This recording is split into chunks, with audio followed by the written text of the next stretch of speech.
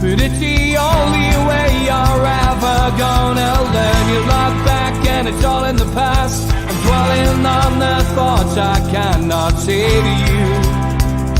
If I don't say the words, then maybe it's not true.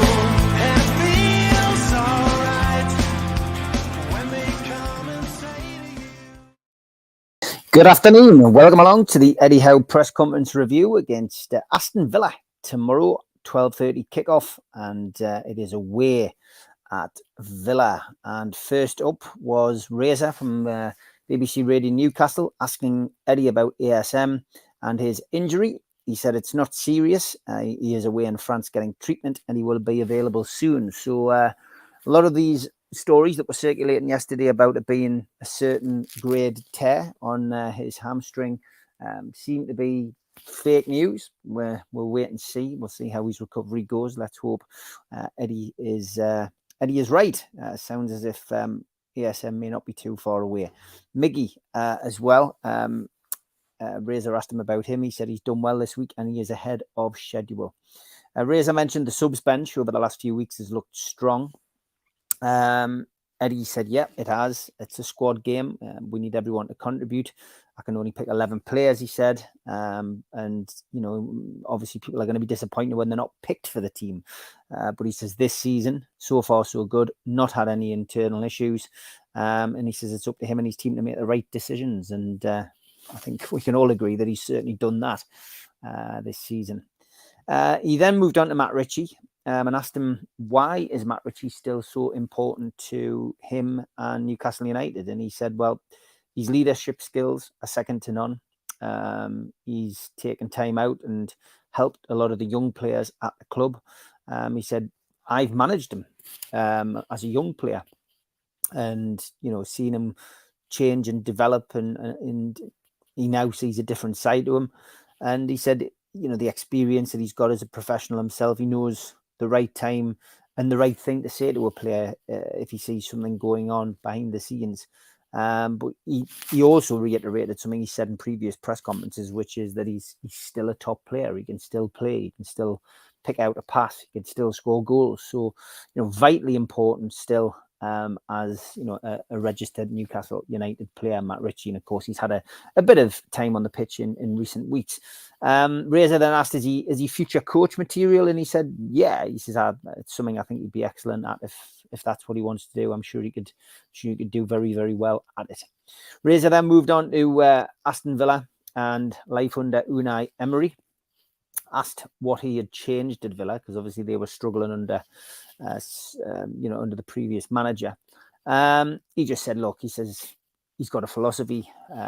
He's got the team playing in the same type of way every game. And then you could put this down as what Eddie says in every press conference, really, about every opposition, home and away. They've got a good team. It's going to be difficult. He highlighted Watkins. He said he's in a rich vein of form at the minute. He's scoring well. And, you know, Aston Villa have got a good defence and it's going to be a tough test. He then was asked by Reza, do you think, you know, both teams have got a genuine chance of qualifying for Europe? And he said, yeah, both teams are in the mix. And he said, you know, Aston Villa, again, reiterated they're a good team. We respect them. He said that we need to be in better form than we were in the first half against Brentford. And, you know, ultimately, you know, it's a tough game. Finished off on target. Reza finished off on target. He asked him where his career was now. Of course, we signed him from Aston Villa last season. Eddie just waxed lyrical about the kid. He just said he's a great lad to work with. He had an incredible season last season and did well in the team and helped keep us up. Great contribution. Obviously went out to the team this season and he's been unlucky. He just said Dan Burns come in, done a great job. And he says, I'm sure Matt Targett, if and when a chance comes along, we'll take it with both hands. Keith Downey was next. He started with ASM, asking if Eddie was comfortable with ASM being in France for his recovery. Something which is circulated, I guess, online and Twitter in particular. People, you know, trying to make a mountain out of a molehill, about him being across in France. And he just said, look, I'm happy, you know, if the player's happy and if getting the right treatment involves going to a different country and away from the football club, then I'm fine with that. He says there is a staff member with him who's looking after Newcastle United's interests, so he's not on his own. And the work that he's been doing is good. And again, gave us the impression that, the injury is not as bad as we have been led to believe, I guess, on social media, and that he's making a strong recovery. Keith then moved on to that Gordon incident last week, asking, basically Eddie in a roundabout way for his opinion on it. And he just said, look, he said, we had a conversation about his reaction this week. His enthusiasm, his aggression, his motivation is high, and that's a strength that we don't want to remove from his game. But in certain moments, he needs to look at his behaviour, and when he comes off, and in a roundabout way, it's a mountain out of a molehill. But I get it. The press want to ask him about it. First time they've had a chance to ask him about it properly. Water off a duck's back, I think, though, Eddie. He probably only expected the one conversation about that, but there are others, as you will find out. Keith then said, it's quite strange because Anthony Gordon seems quite a chilled character off the pitch. He went, yeah, he is like that, but that's what you want. You want somebody who is, motivated, aggressive, enthusiastic on the pitch, and chilled off the pitch. And he finished off by saying, he needs refining around the edges. With again reference to the way that he reacted to being substituted. Keith then moved on to Unai Emery, and just again said, look, you guys are both the form managers going into this game. Eddie then just reiterated what he said before, that he's done a great job, his team's done well, he's been consistent, and it'll be a tough game. Keith then mentioned, that the last few games, he said it's been amazing, 9 points out of 9, 3 away games. Is the belief growing in the dressing room that you could be, be able to finish in the top 3 or top 4? And he went, there's belief that's getting back, that we're getting back to our best form. He says, I've already said it in previous press conferences. Wolves was a big moment for us, winning that game. He says, and we backed that up with subsequent results. He says, mentally and physically, we've done well, and we're entering this last set of games, and there's bigger tests and big tests to come. Keith's final question was about Joe Linton. He just basically said, what's he worth now? His performances have been superb this season, and Eddie just said he's invaluable. He's worth his weight in gold. He was incredible against Brentford. He took out one of their best players, marked him out the game, and then began to dictate the game with Bruno in the midfield. Once the substitutions had been made in the second half. He said it was an all-round dynamic display last week. Keith then mentioned that Joe Linton's quite tasty at the table football that they've installed at the ground, and he went, yeah, they are tasty, as I've found out, to my own detriment. So I think Bruno and Joe Linton have certainly taken on Tyndall and Howe, and maybe got the better of them on more than one occasion. Andy Sixsmith, he was next, and he said the club Twitter account just put up the word relentless after last week's game. And Eddie just said, well, that's what I want us to be, relentless performances, relentless at winning for ourselves and for the supporters. He then harked back to last week's first half and just said we didn't do it in the first half, but of course the second half, normal service was resumed. But certainly Eddie was clearly happy with that one-word tweet last week. Andy then pointed out a nice little stat that Eddie Howe is the second manager only in the club's history. He's the second fastest to 100 points behind Kevin Keegan. He doesn't like getting plaudits like this, Eddie Howe. Maybe he does internally, but externally, he certainly doesn't. He certainly doesn't wear it as a badge of honor, and he just, brushed it off by saying it was nice to hear and it was surprising. Andy then moved on to Shaw and Botman, saying that they are the best partnership in the Premier League this year, statistically. And again, just gave Eddie an opportunity to wax lyrical about a couple of these players, saying that they do complement each other really well. They're both good with the ball. They've got a good understanding. They've excelled in the air. They've been mobile this season, and they've done a great job in conjunction with the full-backs. And really, the reason that the back four has not been changed is because they've performed so well together as a unit. He then was asked about Isak and Wilson. He says, are they bringing the best out of each other on and off the pitch? And he said, yes, they're both pushing each other, which is great for us both because they're both in good form and both scoring goals. He then asked him if he'd watched the Champions League this week and did you dare to dream about hearing the Champions League music at St. James's Park? And he said, I did watch the games, but it's too early to dream. There's a lot of games still to be played. He's then asked about Amanda Staveley by Andy. That was his final question. Just saying it was her birthday this week. How has your friendship grown since you arrived at the club? And he said, look, when you work for the club, you also work for the city, and you can see that, you know, her enthusiasm and her drive, it's clear for him to see and has been since he arrived. And he just basically said that she's a really special lady and he's enjoyed working with her and looks forward to the future. Andrew was next from the BBC. He's asked if the VAR officials had been on the phone to apologise for the second Brentford penalty. He said, no, it hasn't been a phone call that's been forthcoming. He said, it's a surprise to me too, he says, because I don't think it was clear and obvious. But he says it's water under the bridge now and we just move on. Andrew then asked, why was the team not relentless in the first half last week? Eddie just said it can happen. It happens to all teams. He says maybe it was a bit of mental fatigue. He says, but the shake-up and the substitutions and the changes in the second half certainly paid dividends, and we regained our mental awareness and, went on to win the game. Andrew then asked a strange question about, some supporters would say, you made those two changes, which ultimately changed the game. So why not start with that team? Eddie then, just said, well, look, it's an option. He says, we analyze every opponent, we analyze ourselves, and we make those decisions accordingly. And we make every decision with the team in mind, not with individuals in mind. So, a simple answer really to a strange question, I thought, from Andrew. He then went on about the Bruno ongoing ankle injury and asked what the situation was. Eddie just said, look, I'm sure a few of you in here have had twisted ankles. He said, and it hurts for a couple of days, but then it's okay for you to play on it. And he said, from our perspective, we've got specialists at the club who've looked at it. He's in good hands, and from our perspective, he is fully fit. He then finished up with a couple of questions. One about the Premier League removing the gambling from the front of shirts from season 26-27. Obviously pointed out as well that Fun 88 sponsorship ends at the end of the season. He just says, broadly, what do you make of that decision by the Premier League? Eddie said he welcomed it. He says, I look at the fact that young people are influenced by maybe what is on the front of a shirt.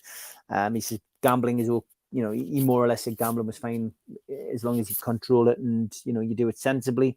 And then just basically said, that he's also seen difficult situations within football, caused by gambling. So Eddie completely endorsed the fact that it's going to be removed.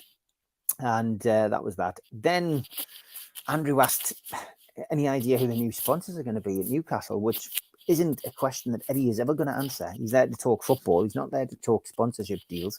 That's why some of the other people at the, that's what the board of directors are for, the owners are for. He just said no idea. So, bit of a waste of a question for Andrew, if you ask me. Moved on to the written press then. It was Damien Joe Linton. He said had a difficult time prior, to Eddie arriving. Can you ever think of a player who's gone through such monumental change? He couldn't really answer the question because, as Damien had already pointed out, he wasn't at the club when Joe Linton went through that bad period. He was a £40 million man who couldn't hit a barn door. And, he just said, all I can speak of is the player that I found when I came to the club. And he said, I found somebody who had an unbelievable character, who wanted to do well, and who is so highly motivated. And he says, I'm really pleased for him. He says, when I hear what he was like prior to us arriving, I just can't believe, that is the player. He says, he's really driven, he's highly motivated, he's last off the training pitch. And, we're just delighted, that we've got him. He then, the final question from Damien was about the timeout dossier that Eddie Howard referenced in an interview a while back about, he writes a dossier and adds to it, week to week, month to month, year to year about his managerial career and ups and downs and stuff. And he said, yeah, I am still adding to it.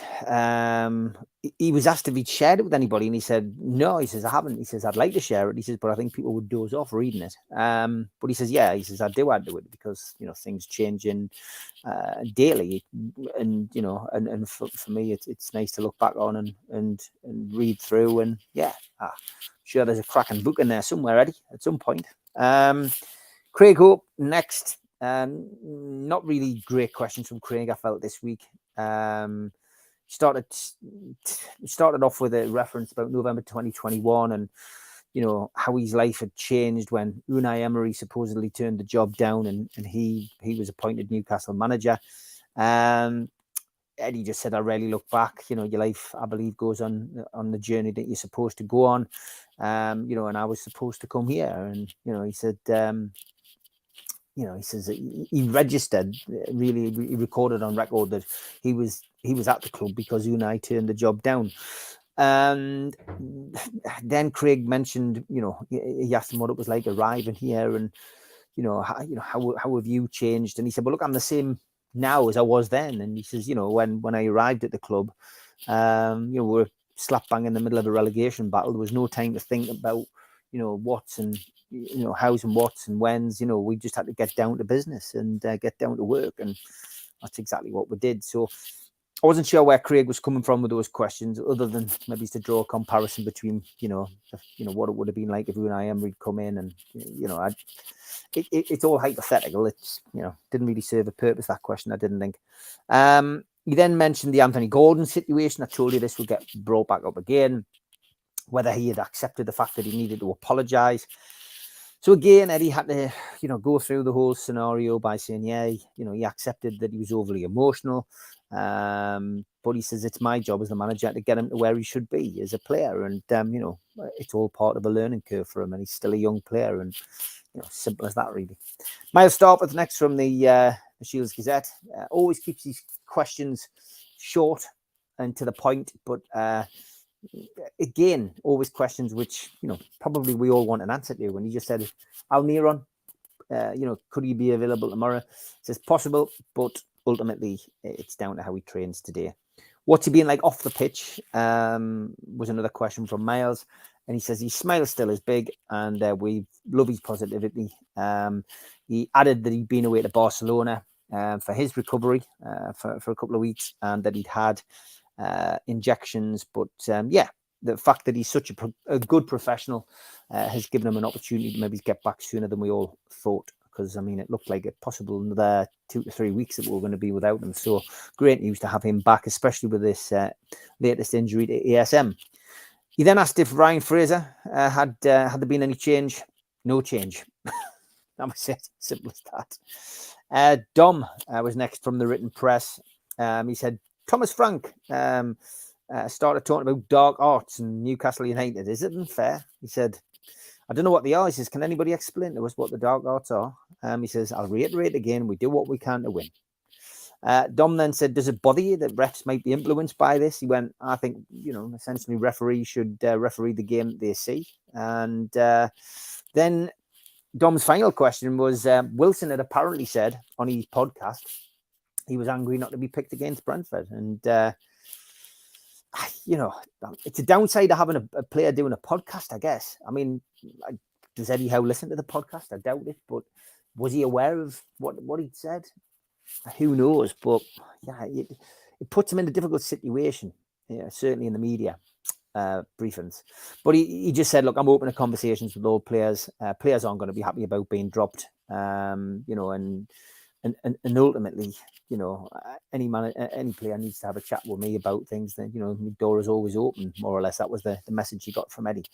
Simon Bird was next. He said Declan Rice has been linked with Newcastle. Obviously, I know you're not going to name names, but is that the kind of bracket we are in, or does it depend on, which competitions we're in next season. And he said, yeah, it's difficult to answer that question. He says, we obviously want to build the best squad we can.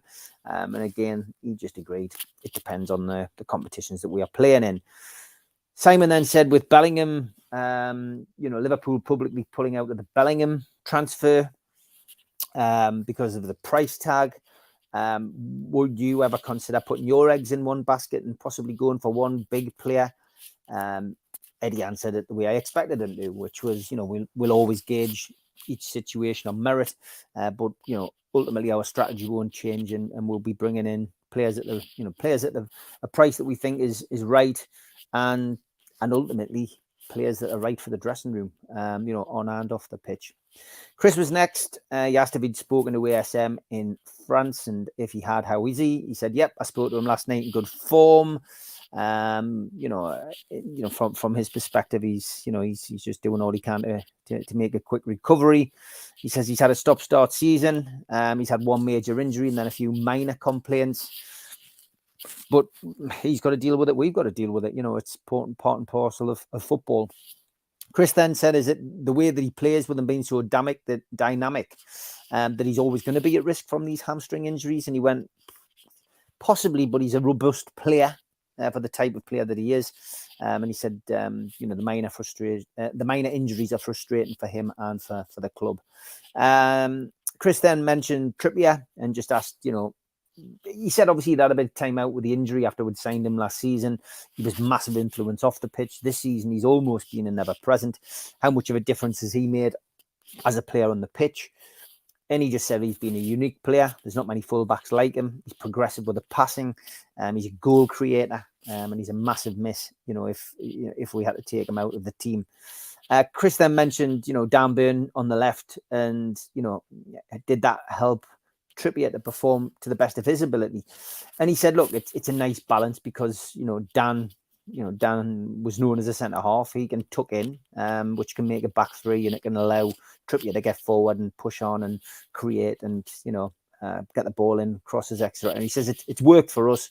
So that he agreed with what the point that Chris was making. Kieran was last. Again, just going back over the Anthony Gordon thing again. Did he feel the need to apologise? And Eddie said yes, he did. He says he then talked us through the whole scenario, saying, look, he went down, he was holding his ankle, so I made the decision to take him off. I was doing what I needed to do to win the game, and he understands that now, and just reiterated again that that Anthony Gordon is a young player and he is learning the game. Kieran then asked how important is for any new players that you bring in the summer to buy into this team ethos that you've got, the team mentality. And he went, very important. The players need to be the right quality. They need to improve the squad, but they also need to be, the right characters for the dressing room. Last question of the press conference today was from Kieran about the training ground. Asked him, how it was progressing, and he went, it's going really well. The whole environment is changing, and the players love it. Big changes being seen inside and outside, but from their perspective, they are very, very happy with it. Big shout out to all the people in the comments. BT says, good afternoon, Steve. Eddie's dealt with the Gordon situation in the right way. I would agree. Regarding the Ryan Fraser situation, I would have asked Eddie an open question. What does Fraser need to do to get back into the squad? Yeah, I don't see it ever happening, mate. I think that's the problem. Seems Cronin got it wrong with Maxi. I trust Howe. Yeah, Trolls. Yeah, I didn't realise it was Jordan Cronin who come out with that. So that is interesting, mate, to find out the source of the information. I guess time will tell the truth. We can't always believe everything Eddie says. He may be putting something out there and saying it for a reason. Who knows? Let's wait and see. I do not think the question that were asked were that good in the press conference today, says BT. Yeah, it's interesting, isn't it? It's great that we get the opportunity to hear it now, though, and see where the answers, come from and who's asking those questions. Unlike ESM, Fraser has an attitude problem, in my opinion. Yeah, I think it's quite clear to see. I want to see Isaac start against Villa, to be honest, says Trolls. Regarding the dark arts question, the journalists have to be more specific in asking the question. How would give an answer? Good point. And Newcastle, sorry, I do not know what that means. Anybody could translate? I could maybe give you an answer. But thank you for tuning in anyway.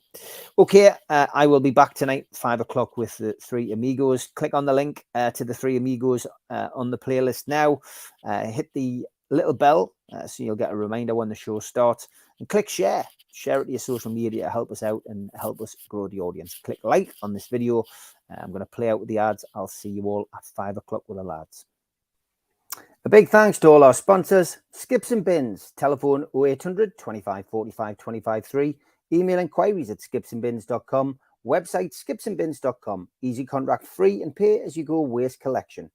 Thanks also to Mr. Vicky's, handmade in Cumbria. These sauces are really hot stuff. You can order them by emailing info@mrvickys.co.uk or by telephoning 01768 210 102. Thanks to Neil and the guys at Media Arts for all the help with the video side of things. And thanks to qtechshop.co.uk, the makers of pool tables and snooker tables in Wallsend, Newcastle, and the guys who run our website, nufcmatters.com. If you want to subscribe to the show, hit the subscribe button tonight. It is free. Hit the thumb up under the video to like the video and click share to your other social media. If you want to join the channel, hit join. There's 3 different tiers. Pick the one that suits you and help support the channel financially. If you want to pay a one-off membership fee of £25 and get these goodies, a scarf, a pen, a cup, and entry into the monthly draw, then go to NUFC Matters and look for membership pack. Failing that, get your smartphone and put it over the QR code and it will take you straight there. We're also a podcast and you can find us on iTunes, Spotify, Podbean, and other podcast providers. Usually goes up 24 hours after the show has finished. We also support the food bank on this channel. If you want to make a virtual donation today at the Matchday Bucket, go to nufcfansfoodbank.co.uk and you can make a deposit today. Don't forget to enter the Shearer raffle. There's 150 tickets, £1 per ticket, and you can win a limited edition signed Alan Shearer ball. Enter now at nufcmatters.com. If you have a look on our website, we've also got a vast range of mugs, t-shirts, cups, and whatever else takes your fancy. The Isaac t-shirt is proven popular this month, $16.99 plus delivery from nufcmatters.com. Don't forget as well, we do a range of events over the course of the year. We have Peter Beardsley, an up-close and personal evening at the Tynemouth Surf Cafe. Limited tickets remain, 25th of April. Get them now from Surf Cafe, tynemouth.co.uk or from ticketweb.uk. There's also an evening with Peter Beardsley on May the 19th at the Tyneside Irish Centre, and you can get tickets from newcastlelegends.com, and tickets are £50. Don't forget our end of season do takes place 27th of May, 7 o'clock at the Tyneside Irish Centre. Tickets for that one are a tenner, and nufcmatters.com is where you can get your tickets for that. In June, Thursday the 1st of June to be precise, Rob Lee will be at Louis Liquor Store in the Big Market in Newcastle, and tickets for that are available direct from the venue.